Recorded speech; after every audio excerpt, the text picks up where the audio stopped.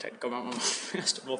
Hello Enrico, how are you today? I'm good, Mark. Fantastic. We're talking about Standard 6. We swapped over Standard 5 from last week, so we're talking about assessments. We're doing Shiwai Middle School assessments this week, mid-terms.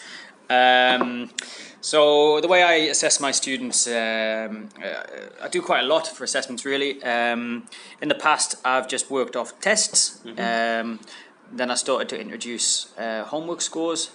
I did an in-class quiz, I did all sorts really, but this time around, at the beginning of the term, I said to the students, here's how we're going to be assessed. And I talked to Will about it too. This is my manager, by the way. 50% test, 20% your notebook. What that encompasses is, are you doing your notes? Are you writing the title and date? Are you keeping things neat and clean? 20% in class quiz and 10% behaviour and participation. Okay. So to go back, with the notebook score, I've said to the students, you lose 5% of your score out of 100 for the notebook every time you miss things like titles and dates, or something's messy, or you draw a stupid picture. And you lose 10% every time you give me incomplete work. I will not take away students' marks from students for getting questions wrong. I don't think that's fair to students. You know, everybody makes mistakes. What I'm trying to get the students to be able to do is not memorize facts and dates and things like that, but to create arguments. The end goal of grade 6 and 7 is students are able to say, to look at an argument and say how they might agree with something, how they disagree with it, and eventually what they actually think of it. We call these essay questions in grade 6 and 7. It's a title I came up with. We discussed these in the past, right? I think, so students need to be able to have a few sentences why they agree with a statement, why they disagree, and then summarize that argument. Okay. So they've just done their tests. I've just recorded some videos where I've had them sat down and we've went through their notebook together. I spent about 3 minutes per student. I'd like to be able to spend more time, but I only see them twice a week really. So I don't have a lot of time with them. Quite often some of the students I don't even get to spend time with them. I have to take their notebooks away and give them feedback after class. So the type of things I do is I look through their notebook, I say, why haven't you got the title or date there? Why aren't you putting things here? Why are you drawing in your notebook here? And then I check their questions and things like that and see if there's any mistakes they've made. Obviously I don't just give them the answers, I ask them why they don't understand, or I give them a hint and they work out the answer there. And then I, in that conversation, normally check that they're able to do these essay questions, that they can look at an argument and think about both sides. Sorry. So, that's how I assess my students. Let's see if I've hit the standards this week. So the first standard, have you been doing formative and summative assessments? Candidate effectively balances the use of formative and summative assessments as appropriate to support, verify and document learning. So summative assessments, of course, test things like that. Formative assessments, not really a graded thing, but one of the things we do at Shiwai is we do comments, I guess. So all students get that sort of feedback. All students get that chance to sit with me and talk about any problems that they have. And I think it's a nice balance. I think by putting 50% of the test, 20% on other stuff, and I think that works well. Yeah, I totally agree. Great. Alignment of assessment with objectives. To be honest, the only objective that me and Will discussed in having for grade 6 and 7 is those essay questions. Can you get students thinking about both sides of the argument? I've started introducing other objectives into there to try and mix it up a bit, like identifying facts, opinions, and reasonable judgments. So, but what I'm testing for is literally, can you tell me a little bit about a culture or what we've been learning, and can you start writing paragraphs about that? So I think I've done that. Candidate designs assessments that align with learning objective is minimize the sources of bias that can distort assessment results. You know, I was thinking about that one. I don't know about eliminating this bias here. That would mean I'd have to not look at the kids' names and things like that. If I really thought about it long and hard, I'm sure there's a way I could do it. But to be perfectly honest, I was just going to go for proficient on that one. Well, I mean, it says minimize, understanding that you can never really eliminate bias completely. So as long as you're trying your level best to be objective and impartial, Yeah, I think that's yeah. what they're going for Yeah, there. I try not to look at their names when I mark their tests. I try to look straight at them and then look at them at the end. And of course, I try my best to. Do you mark them in a random order, or do you? I don't. And maybe I should do that. But it's so hard to like start shuffling all your papers around. Because also there's like I was doing that. you kind of with each set of tests I find you develop a standard while you're marking. It's true. So what I've tended to do is I'll take the. This is itself shows some bias, so I'm not sure if this is helpful, but sometimes I'll take like the top 5%, typically top 5% of performers in the class, and a lower percent, or I'll find a few students who tend to turn out right in the middle. Yeah. And I'll mark them first. Get a feel for it. Get a feel for but again, it's very imperfect. I mean, I suppose I should do it randomly, but Yeah. I mean, oh God, it'll take you hours if you start doing things randomly. I like having my papers in order so I can go through them as quick as possible. But I haven't even marked the papers yet, and that's a nice thing to think about because what I will do is do what you just said, take a few and just get a feel for it first. So that's a nice idea. Maybe that'll help me hit that standard. Feedback. Students, like I say, candidate provides students effective, descriptive and timely feedback on their work to guide their progress. Effective feedback, sure. I make sure students know everything that they need to know for the test. We played that Batman game last week, and that helped them review everything for the test.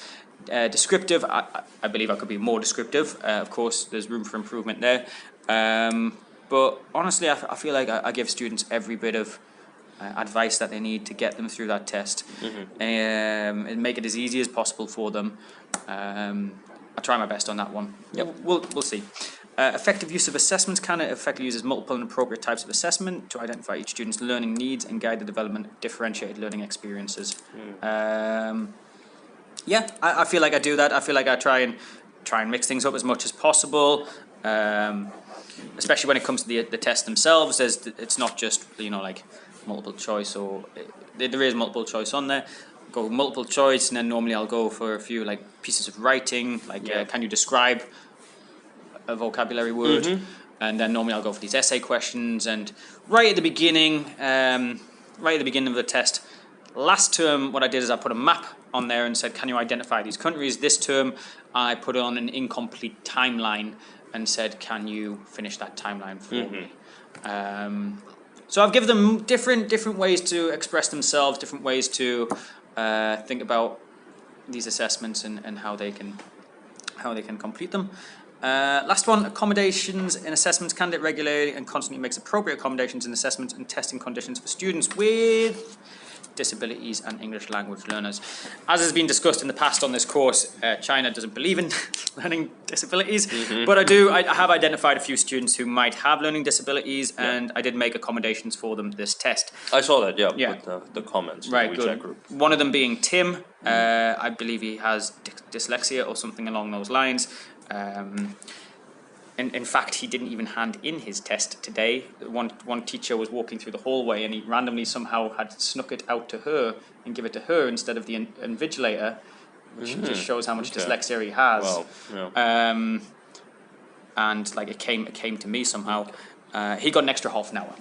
He got an extra half an hour. I thought that would do him well because he does take a long time to get himself settled and focused on what he should be doing. So I feel like I hit that standard too. The tests can be a bit of a stressful period. I hope that I can get them all sorted and students get the correct feedback that they need. Yeah. One thing that I do worry about is when it comes to these comments that I give to the students, they can be a lot more detailed sometimes. But we do only have like a certain amount of space on those report cards. But the feedback that I do give them is more vocal than written. So I do feel like they get every opportunity. As long as they get detail, in some form or other, rather than just a check or a number or something like that. So. Yeah, I hope they do. So I feel like that's all good. Generally, what we see with these assessment periods is you give them every opportunity to score 100, but ESL are always going to score in that 40 or 50 range, and R are always going to score in the 60, 70, and so on up to 100. some kids think it's really easy, some think it's really difficult. That's just always the way it is. And that's why, like, I think that's one of the reasons I do mark them in a certain way, because we do have this streaming system. We're not like a lot of schools that don't do streaming or have a very limited. We just stream everybody all the time, and that can make it quite difficult to gauge with each assessment, what is the standard? What's, what should students, because sometimes the reason I started doing that was because sometimes I would mark somebody's test and I'd mark them quite low, on their essay responses, but then as I got through the class, I realized that actually they were doing quite better than other students. So it's a tricky thing to get. Yeah, certainly, I fully agree. What do you think about my behaviour? This is a new thing I've done, behaviour and participation as 10% of that grade. No, that's good. I actually, I put it as in my assessment with my class, I rolled that into class participation. It's basically, I have it at 60% for the assessment, the monthly assessments, whether that's an examination, written examination, project, research paper, whatever. 20% for homework, and then 20% for class participation, which includes behavior. So, for example, with the kids who don't say anything in class, I feel a bit unfair on them for not speaking up more, but I have warned them that, you can't shy away, you need to be. Well, that's what I do, and then when it's actually good, because when I give their exams back, I'll give them two sets of scores. One is the exams itself, and then what did you get as your total, your cumulative score, including, and a lot of students, they can see, well, this student is very shy, very good at writing tests, but she or he could have scored higher if they had participated more. Whereas some students, not great test takers, but they really participate in a positive way, and they do the homework all the time, so their score is a bit higher because of that. I find that's a good way to motivate the kids to do more of where they're lacking. Yeah, I think because I'm introducing them, I'm feeling a bit trepidatious about it. But I think if they start getting used to that, they'll start realizing that they need to.